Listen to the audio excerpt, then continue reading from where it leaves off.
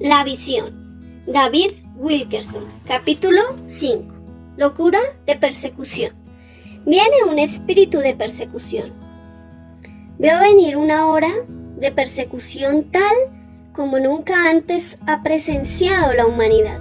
Esta será una persecución de los verdaderos cristianos de Jesús, que surgirá en breve como un monstruo de muchas cabezas que sale del mar. Comenzará lenta y artificiosamente, viniendo en un momento que la libertad religiosa parece estar en el máximo. Se extenderá por todo Estados Unidos, Canadá y el mundo entero, y se convertirá finalmente en una especie de locura. Un espíritu de anticristo entrará en el corazón de ciertos hombres que estén en altos puestos en el gobierno y en el sistema judicial, haciendo que estos funcionarios se empeñen en realizar maniobras legales destinadas a hostigar a las iglesias, misioneros y ministros independientes. Ya existen muchas evidencias de que este hostigamiento ha comenzado al presente. Veo venir el tiempo cuando casi todos los proyectos misioneros evangélicos, todas las programaciones religiosas de radio y televisión y todas las sociedades misioneras incorporadas serán sometidas a control, objetadas y molestadas tan estrechamente que los mismos tendrán mucha cautela en extenderse en cualquier área. El surgimiento de una superiglesia mundial. Veo la formación de una superiglesia mundial que consistirá en una unión entre los protestantes ecuménicos liberales y la Iglesia Católica Romana, que se unirán políticamente de la mano, creando una de las más poderosas fuerzas religiosas en la tierra. Esta superiglesia mundial será espiritual, solo de nombre, y usará de Jesucristo, pero de hecho será anticristo, y política en muchas de sus actividades. Esta poderosa unión de iglesias estará profundamente implicada en la asistencia social, en tremendos programas de caridad y en ministerios piadosos. Sus dirigentes harán declaraciones con respecto a satisfacer las necesidades del género humano, emitiendo un llamado por una renovada laboral, social e intervención política, y por una mayor voz en los asuntos mundiales. Una repentina serie misteriosa de acontecimientos. Justamente cuando parezca que el movimiento ecuménico está casi muerto, una serie bastante misteriosa de acontecimientos dará origen a la estructura de esta unión. Roma insistirá en obtener muchas concesiones con esos líderes ecuménicos protestantes y las recibirá. El Papa será considerado más un jefe político que un jefe espiritual. A su vez, los líderes protestantes en el movimiento ecuménico insistirán en obtener ciertas concesiones en Roma y las recibirán. No se les pedirá a estos que consideren al Santo Papa como su padre o su cabeza. Aceptarán su jefatura política sin aceptar su papel como sucesor de Pedro. No estoy sugiriendo en modo alguno que el Papa o algún otro dirigente eclesiástico involucrado en esta organización de superiglesia vaya a estar comprometido en actividades de anticristo. La Biblia tiene mucho que decir en relación con este asunto, pero no me corresponde a mí, en este momento, especular sobre este tema. Sin embargo, sí veo algo que me espanta. Veo un ejército de gente profesional que invade los puestos más influyentes de estas organizaciones. Muchos de ellos serán personas impías, con mentalidad de anticristo, obsesionadas con el concepto de superiglesia, en donde llegarán a tener un poder político suficientemente fuerte como para poder ejercer presión sobre todos aquellos que se oponen a sus actividades. Mientras aquellos que ocupan los cargos más elevados en la dirección estén hablando acerca de milagros, amor y reconciliación, los asalariados que trabajen bajo sus órdenes estarán molestando y persiguiendo a las organizaciones religiosas que se opongan. La formación de esta superiglesia mundial será de forma modesta, comenzará de forma modesta, con un estudio cooperativo, informal, con programas de investigación, con programas cooperativos, sin ser encomendados en forma legal o obligatoria por los protestantes ni los católicos. Pero se unirán dirigentes protestantes liberales de Inglaterra, de Estados Unidos, teólogos católicos liberales de Europa, para tener un milagro ecuménico. Los homosexuales, las lesbianas acogidos con agrado por las superiglesias. Veo esta superiglesia aceptando bajo el pretexto de comprensión a homosexuales y lesbianas entre sus miembros. La jefatura de esta unión de iglesias vindicará el amor homosexual y el lesbiano, y no solo se le dará buena acogida, sino que se lo estimulará. Se ordenará ministros homosexuales y lesbianos, y se les darán cargos de autoridad en esta unión de iglesias. Serán proclamados como una nueva generación de pioneros que introducen nuevos conceptos de amor y evangelismo.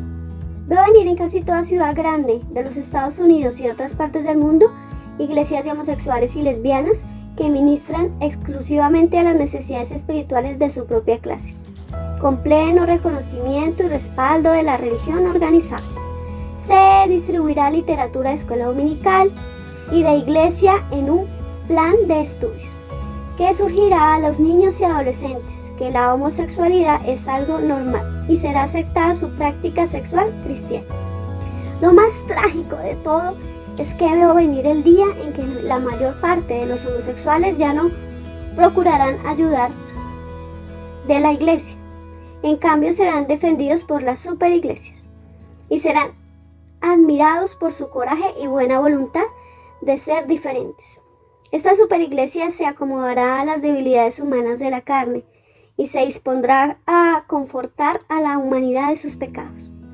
Se tachará de tener complejos de culpabilidad a los predicadores anticuados, condenadores de este pecado, que hablan claro contra las extravagancias de aquellos a quienes una vez se consideró candidatos para la asistencia y el asesoramiento.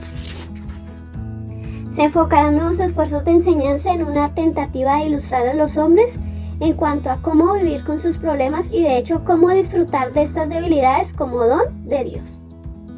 Danza al desnudo en la iglesia.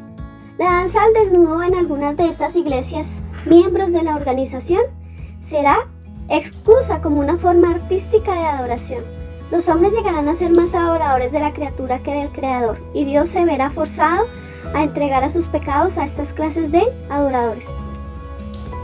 Como resultado, muchos serán entregados a mentes reprobadas, creándose una nueva forma de enfermedad mental que no responderá a ninguna clase de tratamiento. La desnudez pública en cualquier forma es adoración de la criatura, y la desnudez en la iglesia no quedará sin contestar por Dios.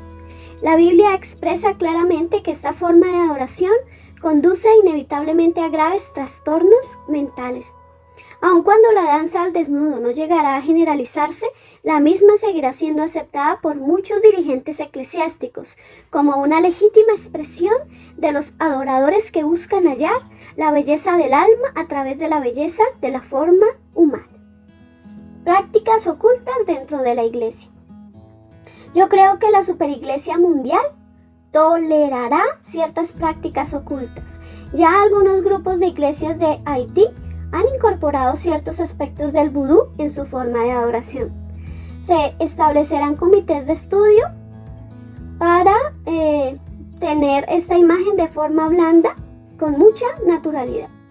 En algunas de las más respetadas y ricas iglesias del país, las reuniones de oración serán reemplazadas por sesiones.